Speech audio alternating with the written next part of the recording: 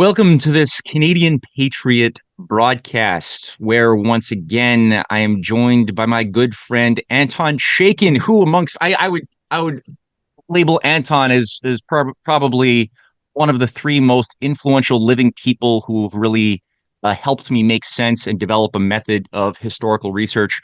So people have given us really good feedback over the last few sessions that we've done, the emergency broadcast that we've posted over the last year. So I'm really happy that Anton called me up, gave me a quick update, had some thoughts to share, especially regarding today's strategic situation. Trump and Putin announced that they will likely be meeting in Saudi Arabia next week, as far as I could tell. There's a vastly influential discussion happening right now that's forcing itself upon a lot of technocrats who have been too used to just moving along, going along to get along with the script of the New World Order, who now have to deal with the reality of protectionism, the assertion of national sovereignty playing an active role in global systems and foreign policy. So very interesting stuff. Again, protectionism being one of the characteristics of the American system, not all, but an important part of it.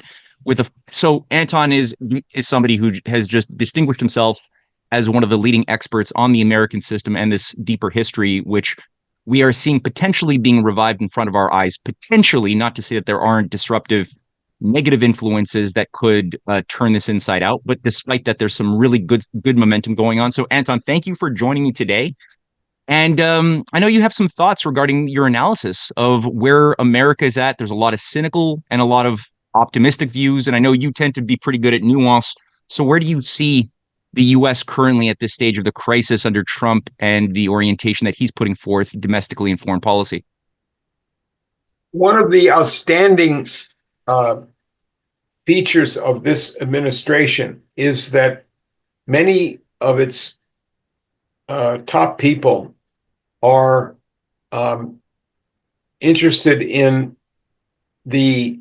what they refer to as the American system of economics. In their view, it's the 19th century economic nationalism of Hamilton, Henry Clay, and Lincoln on through McKinley.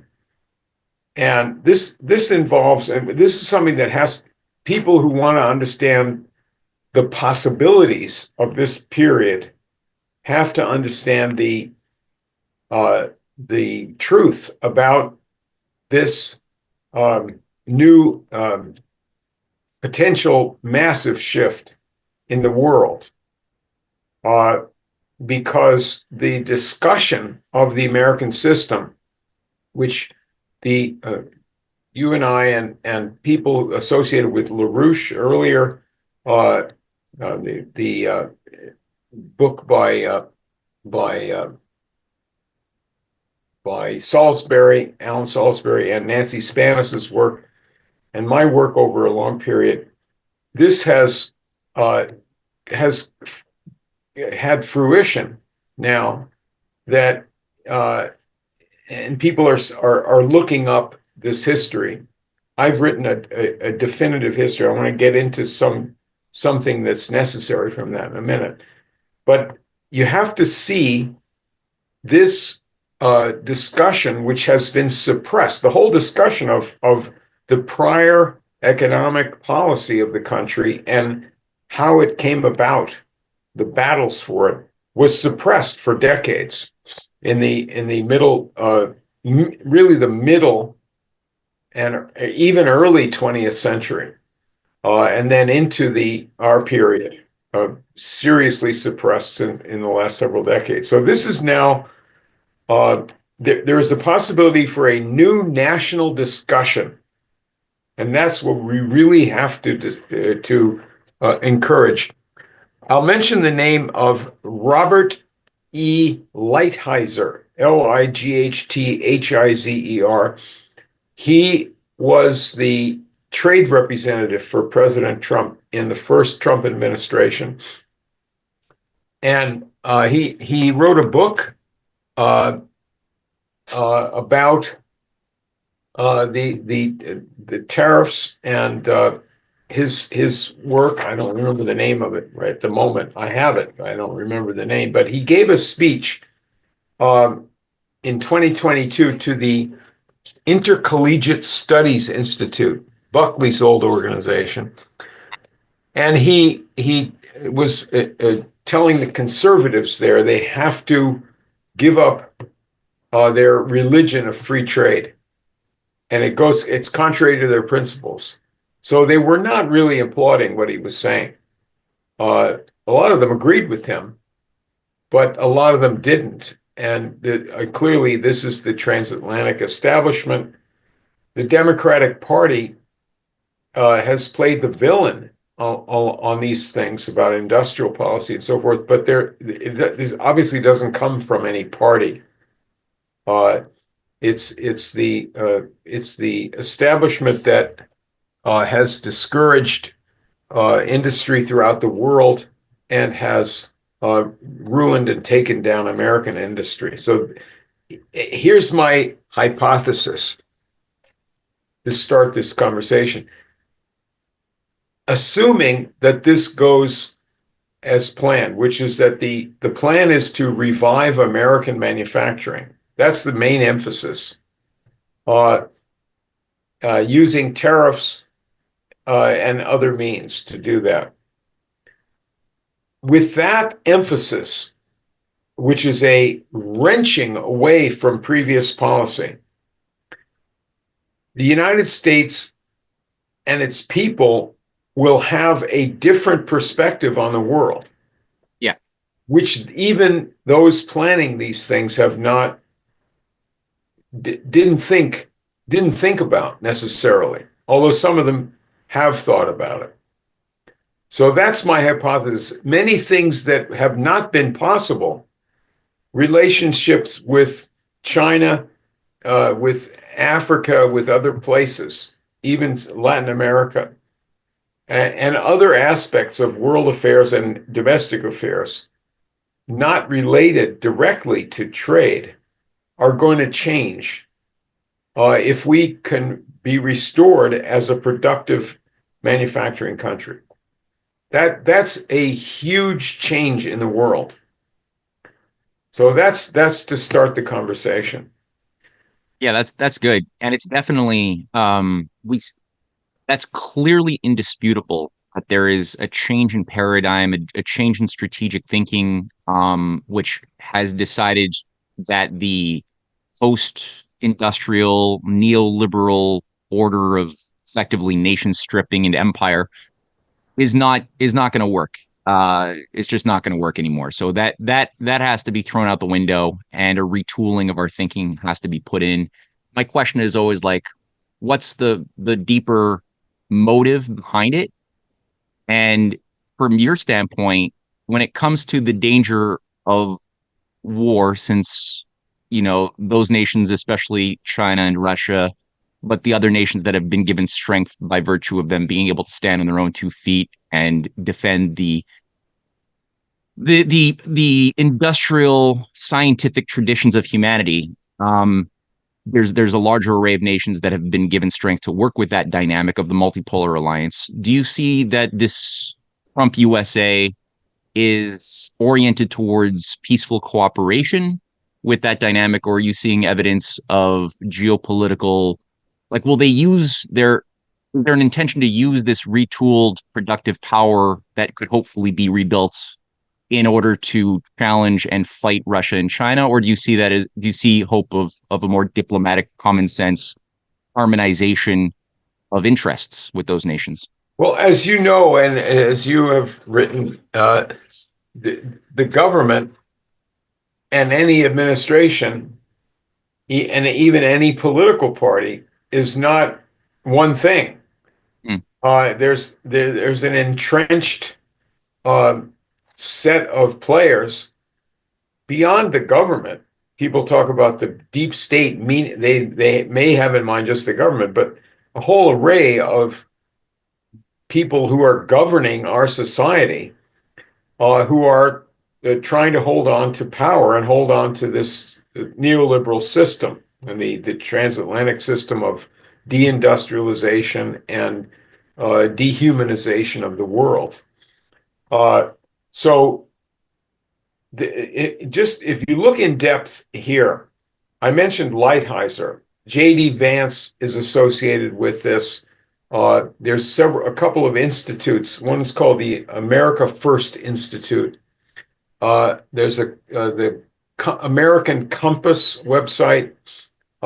There's some other groups like this, and the Secretary of Agriculture and some other leading officials in this present Trump administration have this same viewpoint: restoring American manufacturing with an emphasis on the needs of American workers, and the trade policy should be geared towards solving their problems. They also bring up the fact that when you have productive industry and the nation is productive, and that means skilled and productive industrial jobs, then you have the possibility of having families and having successful communities. If you look at it from the other side, we have national suicide going on. We have 100,000 deaths a year from drug overdose. And when you address industrial policy, even if you are bashing China or bashing anything else, you are addressing some reality. For example, the discussion with China about fentanyl. I don't know how much of that is true. I don't know how much of that is justified. It's clearly China bashing, because they're not talking in a respectful tone when they do that. Many of them. However, on the other side, Trump, I think it was a couple of days ago, said we've got to. I'm going to talk to China and Russia about stopping the arms race with nuclear weapons. Why blow up the world 50 or 100 times over and then develop new nuclear weapons to do it more? That's crazy. We should cut our defense budgets by 50%. Yeah. It sent the defense stocks plummeting. And he wanted to have those discussions after bringing peace to the Middle East. But even with bashing China on fentanyl, supposedly China produces this chemical that's used to produce the terrible opioids in the U.S. Nevertheless, it's a real crisis. It's a real problem. And so if you're addressing this problem, how are you going to solve this problem? You're going to solve this by industrializing the United States. That's how you solve it. What's wrong with Ohio? They don't have industry. They had the greatest industry in the world. People are committing suicide one way or the other because of this change, this terrible renunciation of mankind that happened in recent decades under U.S.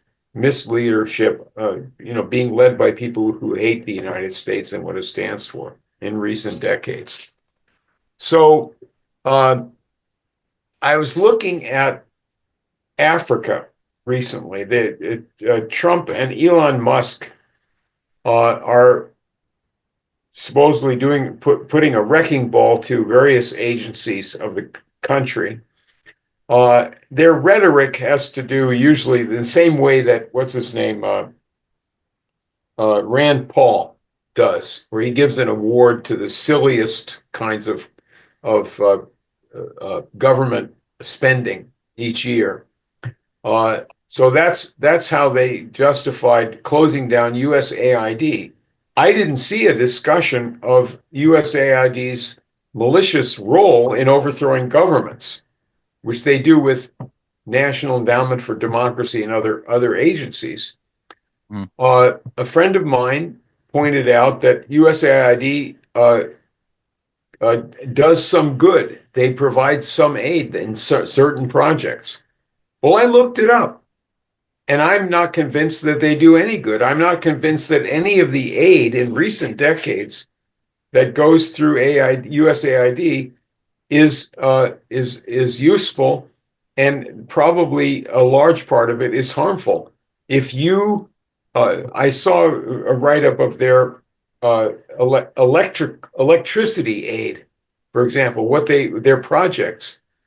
They're using almost exclusively uh, uh, biomass, geothermal, solar, and whatever else. Mainly has to do with bullshit, right? You processing bullshit one way or the other, metaphorically or physically, to create electricity. And if you use their figures to calculate the results that they intend, that electricity is supposed to solve some of the problems of 0.5% of sub-Saharan Africa. So it's meant as an insult, number one. It's also meant to bring in lawyers and various kinds of crazed, 21st century so-called entrepreneurs into Africa to do nothing except to interfere and to give the United States a bad name. So if you go back to China, the question of China, how can the United States, and this is something that's obvious, and I know it's obvious to Lighthizer and others, how can the United States gain influence in Africa relative to China? China has immense influence now because they're building critical infrastructure. Whatever is wrong with what they're doing, he recognizes, and the other people in the Trump support recognize that they are building that critical infrastructure, and the U.S. is not, and the West is not. So how would the U.S. regain influence? We used to have a lot of influence in Africa. No number of troops, covert operatives, or NGOs operating, sneaking around somewhere are going to, or CIA agents, that doesn't give you any real influence when somebody else is building things. You could reduce everything to a rubble field. That's true. But that is not influence. If we're going to regain influence in Africa, we will need to match China. Should we cooperate with China? I believe we should, but we have to match them in investment. Yeah. What kind of investment? Could this be private investment? Sure. I'm not that concerned about who does something like this when there are, hundreds of millions of people who don't have food and who are dying unnecessarily of various things. Solve the problems first. Yeah. No, I agree. I agree. And I mean, I think that that's the type of competition which has a future built into it, and that like any viable form of capitalism, if it's going to be viable, it has to be premised upon what are you creating as far as new potentials for the future to be better than the present, and are you assisting nations that have been abused and colonialized to not just receive aid, which is, from what I can gather, at best what the US aid has been wired to do after JFK was murdered has been to, at best, give some fish occasionally just to like alleviate some of the pain, but overall withhold the means by which these countries would be able to stand on their own 2 feet and learn how to That's right. fish. So there's a very duplicitous intention behind this fake aid, also tied to appropriate technologies, like you alluded to, which Maurice Strong was doing with his role in Canadian foreign investments in the 60s, as well as his counterparts in the US. That we're all saying, okay, if we're gonna, the new paradigm is gonna be, if we're gonna give a loan to a poor country, it's got to be with conditions that demand that the loan only go towards appropriate technologies, which are things that don't impact or change the lives of the people or the ecosystems. Like, if you've been burning dung, keep burning dung and we'll buy more dung for you to burn. But anything that involves a hydroelectric dam or something that really qualitatively improves you, that's not permissible. That we won't allow. So I think you're totally right. If the US is going to be able to properly win the hearts and minds of people, it has to do. That's why China's popular with many of the African and other poor countries of the world, because they're they're coming in saying, let's help you learn how to fish. Let's build you, like you said, critical infrastructure. So why can't the US take a lesson from that and do something similar and see who's best at alleviating the pain that people have been suffering under by helping them become sovereign? So yeah, totally. I agree once more. And this brings up the question that you alluded to, or you referenced very briefly, Middle East. And you mentioned a lot of people have been very critical of some of the extremely over the top messaging which Trump has put forth pertaining to his Gaza plan, emptying out the Gaza, turning it into a new casino like Riviera or something like that. But then again, it seems like there are, as belligerent and almost anti-constructive as some of these words are, it does seem like a conversation is happening amongst Arab states, and even Putin will be meeting, they say, with Trump in Saudi Arabia pretty soon. There's a seriously outside the box conversation that's being forced into this otherwise impossible dynamic that's been in place. So what's your take? Does Trump have, is there evidence in your mind that there is a much more reasonable, is this just like, yeah, is there a reasonable plan or method at play right now that a lot of people are not seeing, but that's observable? All right, so put two facts together. First fact is that there was some kind of a ceasefire after these horrifying, month after month of mass murder by Israel, and simply terror all the time, bombing and rubble. So there's a ceasefire. The second fact is what you just said, that there seems to be a plan for a meeting in Saudi Arabia of Trump and Putin. We're bringing the Russians into the Middle East. That doesn't sound like the power politics of the great game. It sounds like a different kind of prospect. Have we solved problems? Not necessarily, but let me go back a little bit of history. In my book that's about to come out, as well as in the first volume, the second volume of Who We Are is hopefully now within a few weeks. I'll have a PDF available for people very soon and a cover that they can see. But in this book, I talk about two essential aspects of the nationalist side of this, the fight that went on in U.S. history, between the economic nationalists on one side and the pro-imperialists on the other, protectionists versus free trade. And two aspects of this were that the nationalists were more for racial justice than the anti-nationalists. Of course, that applies to the Southerners and the Confederacy, right? They were the anti-nationalists, and they wanted to hold on to racial oppression. But that also applied to Boston, the Anglo-Boston axis against the nationalists like Thaddeus Stevens and others from Philadelphia who were for black rights. So that's one thing. In other words, the people who were for racial justice were the nationalists, what would be identified now as conservatives. They're for national sovereignty, which includes changing the South to make it industrial. So you blow away especially after abolishing slavery, you change it to blow away the old plantation system. No sharecropping, get industry in there, get modern times. So the other side were the racists, including in Boston, former abolitionists.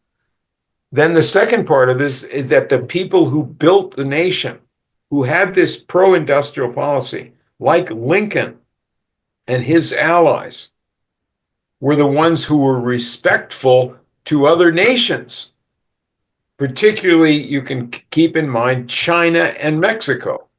Lincoln famously fought against the Mexican War when he was a congressman. He thought that was unjust. It was U.S. U.S. acting like the British Empire. We don't want to do that. This is an unjust war. But he also sent an ambassador to China to regain mutual respect, which the previous slave owner governments in our country had tried to glom onto the British policy towards China with the Opium Wars and send ambassadors there who were disrespectful and said, "Will America has the right to walk all over you." Lincoln said, "No, we want mutual respect." They had the Burlingame Treaty that followed after Lincoln was killed, but that was his doing. So this is something to look back on. And when you think about Gaza, one aspect of the recent policy of supplying the bombs, USA and Britain supply the weapons to murder the Palestinians, and Republicans with a lot of, Israel lobby activation are the ones who endorse Israel to do anything, and Greater Israel idea, right? And so there's no respect for Palestinians. Recently, according to U.S. policy, and particularly the Republican Party, Palestinians didn't exist, like Netanyahu's emphasizes, and he's trying to make good on that by murdering all of them. So how do we view them in a better light? If the United States were to confront its past as a doer of good for its own people, and how we got away from that in former times as well as now to do evil, the United States has committed crimes against a large part of its own residents as well as other countries. And most presidents of the United States have been no good and have not conformed to the ideals of the country. The small number of leaders, presidents and others, who did live up to or pursue the ideals of the American Revolution perform miracles on a world stage and have had a profound effect. But unless you recognize this deep shifting of our course as a nation between the anti-imperial and pro-human ideals of our founders, our best founders, versus the shifts that we did under the influence of slave owners, under the influence of Wall Street, under the influence of a bunch of Nazis that supported Hitler and so forth, and have the same people deindustrialized the country. These are really, when you look at what they've done to the world, they are Nazis. So we did bad things as a nation. We did bad things to the Indians. We continued slavery for decades and decades, and which had since 1619 had been the policy of the British Empire. Finally, we got rid of it. We could have gotten rid of it with an industrial policy if that had been followed from the founding of the Republic. But so today, or in recent times, we have been continuing that morally reprehensible criminal outlook of our worst times. Unless you can recognize the difference between what we did good and what we did bad, you can't have a real conversation. So what's interesting about this problem is that industrial policy is at the center of this discussion about moral good and evil. Because, and that's the whole sort of hypothesis in my book, it's ramified in different ways in the different chapters and volumes. But the setting for the American Revolution was that England was industrializing at that very time and was gaining powers, and their worst leaders decided, their imperial leaders said, we're not going to let any other country industrialize. We have this power now. Ha! We have steam power, we have metal power. And so that was the setting for America's revolution. So the whole idea of improvement from our founders has to do with industrial policy. It's implicitly and profoundly an anti-imperial policy. And of course, imperialism, which is the same thing as xenophobia, isn't it? You hate other countries if you're an empire. Do nationalists hate other countries? Not in our history, not real nationalists, people who went out west simply to spread slavery and kill Indians. Can you call them nationalists? No, they hated the federal government. Yeah. They hated industry. They wanted to have, free trade. And they wanted to set up an empire in Mexico and Cuba. So that's the real background of nationalism. Nationalism is respect for humanity insofar as it is improvement of ourselves. And then when we improve ourselves, we see the same need in others. And that's how we get strong, by having that kind of relationship to the rest of the world. That's how we have influence. Right. Yeah, and I guess that's sort of the popular, albeit wrong, notion of imperialism that has been promoted amongst a lot of the Frankfurt School revisionism that's tainted so many generations of Western education, is that imperialism is the necessary, almost deterministic consequence of nationalism. Or, in Lenin's, I guess, version of it, it's that imperialism is the necessary consequence of any form of capitalism.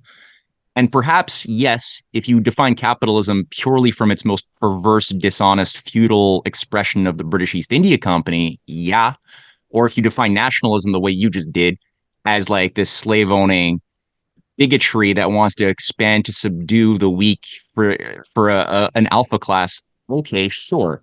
But there's an oversimplification in that the authentic traditions of nationalism are directly what you just referenced, which a lot of people, they lose that nuance, and thus they lose their ability to discern how to just navigate. The way I think about some of what's going on, I guess a good lesson was my studies of history of Canada, because I know a lot of Canadians are very confused about the term nationalism that's been given to them by the British Empire. And there's good aspects to it too, like but there's a fallacy also there that people are often too weak to properly evaluate, because it's very strong in our identity. But a lot of it was shaped by the John A. Macdonald, the national policy of the 19th century, which took on attributes of the Hamiltonian system. Like it definitely did. And there's protectionism. There was public works, the idea of developing critical infrastructure like rail, that was all there. But there's this weird quality about it because John A. Macdonald was putting this into motion on behalf of the empire that knew that they were going to lose Canada to the gravitational influence of the American system of Lincoln that was so strong. It was so strong.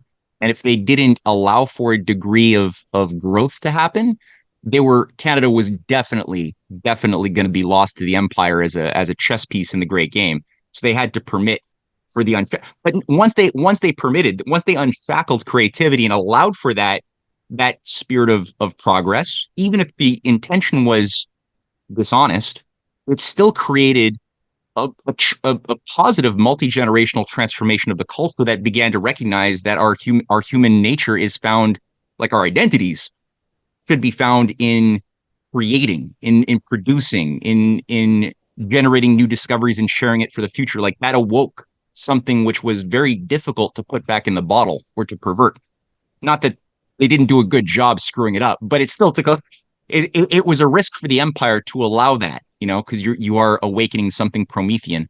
So whatever the motive is behind what's going on right now in the US, which I suspect has an element of what was done in the 19th century by the British Empire.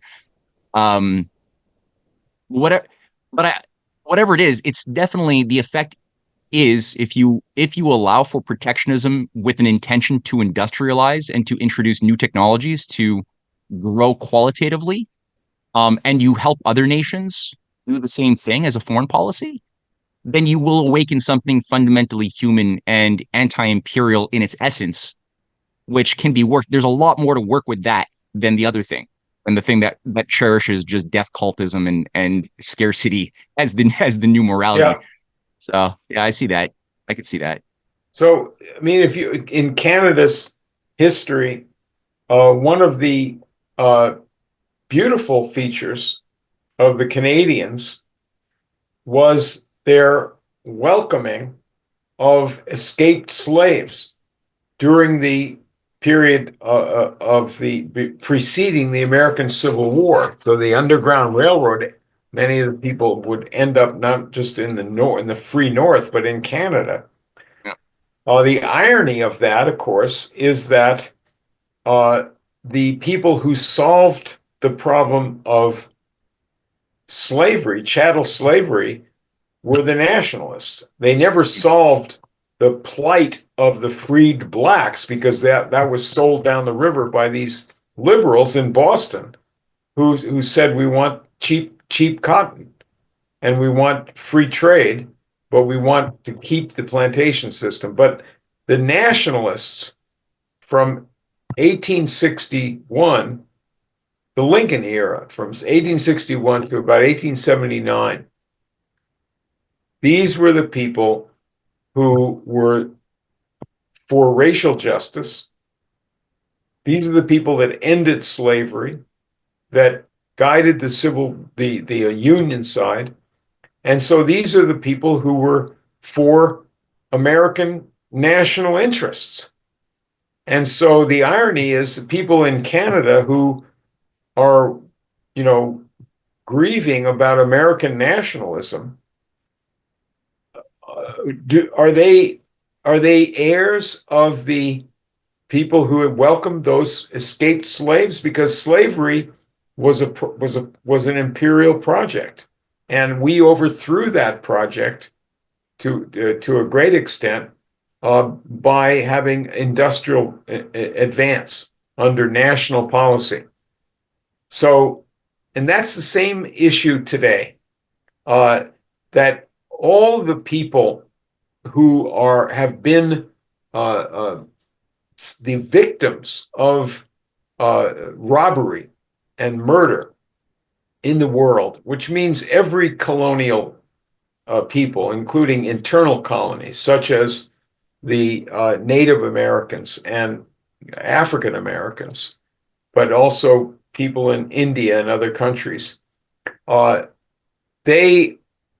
Everybody in the world has a deficit of national industrial progress right now. We have to reindustrialize the world. And I think that many concepts of that we've all grown up with, people born a little bit after me, but I'm 81 going on 82, but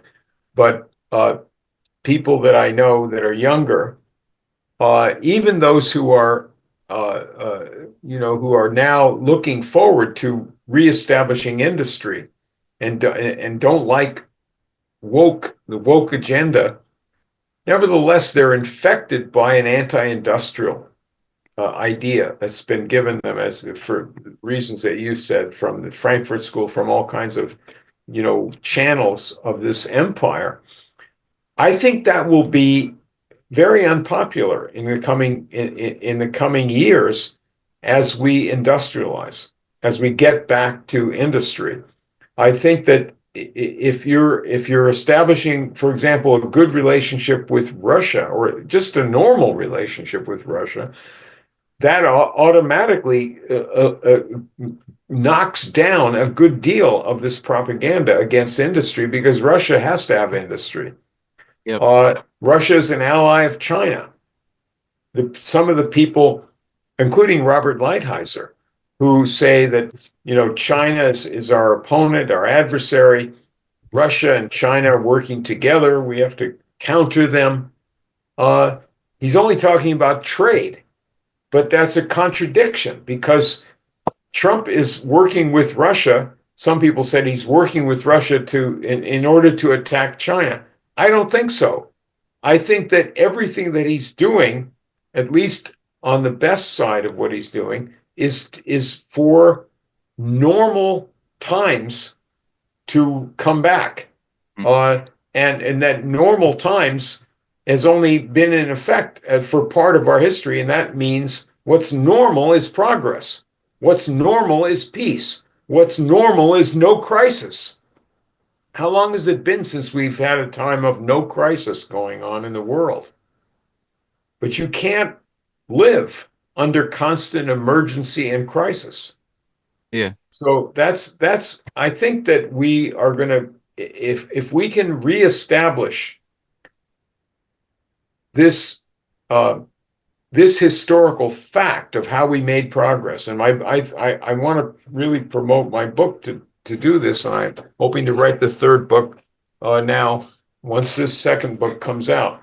But so the third book is on the 20th century up to Kennedy. But we need a national conversation on this history with the industrial policy at the center of it. Industrialization as humanity's urgent need. That conversation has to proceed now. Yeah. And we have to address how that whole conversation has been suppressed and falsified in the past, and how the crimes of this whole era relate to crimes committed in the past by the U.S. and by our imperialist enemies. But let's have that conversation now. There's a great opportunity for it because I know that the people in this administration, and probably a lot of people hung around for decades who weren't even in this, the people are eager to get into a new policy. We have to have a conversation on the history of it. Yeah.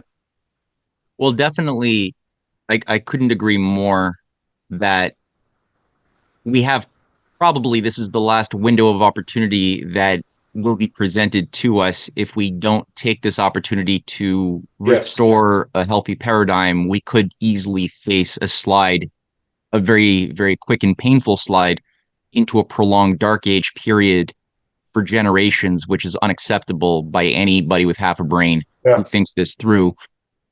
And I mean, I know I would put out a word of wariness because I'm a weary person, and I have trepidation. Wary, not weary. Yeah. Wary. Wary, not weary. You're not weary. You're very busy and energetic. Oh. Okay. Well, I have concerns. I'm a busy person with concerns. And I do feel like there are some bad actors who do have what you alluded to, which is an agenda to try to pull Russia away from its commitment to partnership with China and back into a sphere of influence that would stab China in the back and break up the multipolar alliance. I know that there's certain people that see the same thing with India and would like to do certain things that involve India backstabbing its Eurasian partners by going for certain things that ultimately are not in India's interest or Russia's interest. I don't think that I think that those forces are delusional, and I don't think it's going to work. And I believe that Trump's orientation is to make deals, make business that would be beneficial for everybody, including all of the Eurasian Partnership members. So I do hope that grouping succeeds and doesn't bust up in some way through whatever force or threats the multipolar alliance that offers us the best chance, I believe, of getting through this storm and recovering our sanity. So that's all in place. I very much appreciate your remarks. Now, as we round this out, maybe you could say a quick word. I'm curious myself. You mentioned your book is coming out, volume two of Who We Are, America's Struggle for Universal Progress. Volume two is coming out. Volume one ended a little bit before the Civil War. That's right. Volume two, you're saying, so what are you going to tackle in broad thumbnail sketch form in volume two coming out? It's from the 1830s, starting with Lincoln's early career up through the 1890s. So really, it's the Lincoln era in American history, and I've dedicated the book to the memory of Abraham Lincoln and Henry C. Carey, who made us better. That's And I think there's going to be some excitement about the new light shed on how we actually changed from a more backward country into the world's leading power by a humane policy. It was never the cruel, vicious side of the Anglo-Saxons that actually accomplished the success. Even when you get into the Indians, the question of American Indians, there was plenty of room for everybody. We didn't really need to steal their land and break all the promises. That was a vicious policy that didn't help us. Same thing with our attitude towards China. When we put the Chinese Exclusion Act through, it was part of ruining the plight of our workers at the same time. And it was supposedly to help them stem the tide of bad immigrants coming in, take at lower wages. No, mhm, it didn't work that way. mhm, So when you break up the policy that led to our greatness, which is this industrial policy, which is for the development of other countries as well into powers. So there's a lot of history that people have never heard about, including the career of Thomas Edison, aspects of that which will be new to people. I just want to close with a concept about Gaza. mhm. Um, and I heard a very interesting insight from Jeff Steinberg a couple of days ago, and that was that Trump says, I'm going to solve this problem. I'm going to take ownership of this problem, not just own Gaza, but I'm going to solve this problem. Me and America. What does that really mean? It means Israel isn't going to solve the problem. I'm going to solve it. And it reminded me of two things. First of all, I spoke of this earlier, that Alexander Hamilton, at the Constitutional Convention in 1787, proposed what was viewed as an extreme form of getting rid of states' rights altogether and just having a central government with all power. And people were aghast at that and said, well, wait a minute, why don't we just have a strong central government? And Hamilton agreed to that. So he's making an exaggerated proposal, knowing this would not go anywhere, but that it would call forth, the right kind of solutions. And I think that's what's involved with these outrageous ideas of sending everybody off out of Gaza. Of course, that's not going to happen. Nobody would accept that. Obviously, the other country, the Egypt and Saudi Arabia, are not going to take 2 million desperate revolutionary Palestinians into their country, right? So they are coming up with alternatives, and now Putin's going to be involved. So the other thing to mention along these lines, I'll just close with this, is that when President Franklin Roosevelt was at the conference in Iran, called Persia at the time, the Tehran Conference during 43 or 44, during World War II, a meeting with Stalin and Churchill, he proposed using Iran's own resources, which mainly means their oil, for their own development. Yeah. He said it won't cost America's taxpayers a dime. Persia should use its own resources, and we can make Iran. We can help them with some technological or engineering help, but this will be they can develop and solve their extreme poverty and become a model for the development of poor countries into rich countries. So this was American intervention as an idea of development similar to what's needed now for the Middle East. That was the Middle East. And of course, when after FDR died, that didn't happen that way because the Truman administration was dominated by the British and by these vicious Anglo-Americans who, in the CIA and MI6, overthrew the democratic government of Iran, Mossadegh, in 1954, and stopped his nationalization of the oil, which had been our policy. That was U.S. policy that he was trying to carry out. And U.S. traders like Allen Dulles worked with the British to defend British Petroleum Company, which owned the oil in Iran. What gave them the right to control that? It was simply that Imperial Britain and Imperial Russia together at the dawn of the 20th century had controlled Persia, and Britain controlled their resources and stole them. Our policy was to free them from that, our constant policy. So America's influence and America's legitimate policy is the development and progress of other countries, and that now applies to Gaza. There's plenty of obvious programs for developing Palestine and the rest of that region, which will be for the benefit of everybody in that region, including Jewish people.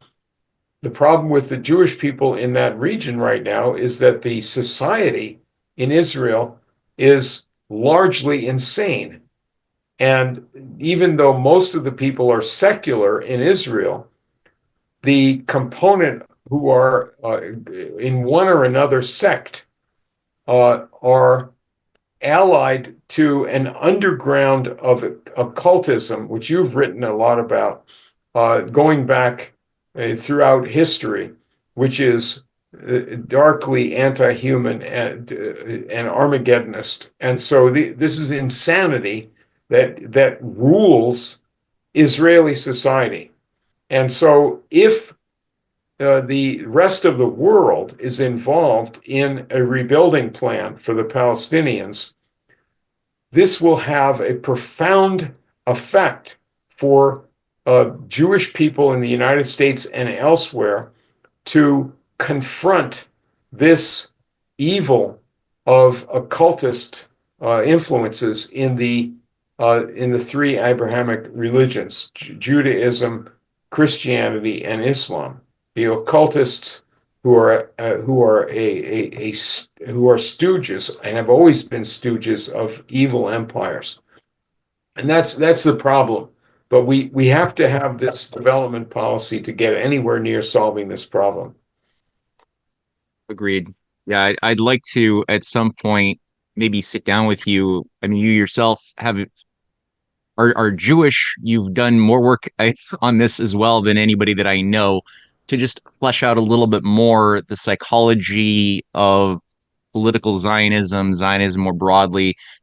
If you're okay with that at some point, I'd love to schedule a chat with you. Yeah, that'd be great. Thank you. Yeah. Okay, cool. And for those who want more Anton, not only can you get his books, volume 1, number 1 is out right now. Volume 2 will be out soon. In the description box, there's the link. Substack, support Anton on Substack. I do. And I really recommend everybody follow Anton's material that comes out on a regular basis. Get the paid upgrade that gives Anton the fuel, the jet fuel he needs to get this work out there. The last thing, February 23rd, Sunday at 2 p.m. Eastern Time, Anton will be delivering the Rising Tide Foundation lecture for all paid subscribers to our Substack. Please take part. Send me an email, get a paid upgrade for my Substack and for the Rising Tide, and you'll be able to take part, ask Anton some questions. That's going to be open again February 22nd, Sunday, 2 p.m. Eastern time. So, Anton, I George think we start Washington's out. birthday. Huh? George Washington's birthday. Oh, that's auspicious. Okay. Excellent. All right. So then there we go. 2 reasons to be there on Sunday, February 22nd for Anton Chaitkin. Anton, thank you for sharing your thoughts, your insights over the course of this hour, and I look forward to our future chats. Take Thank care. you, Matt.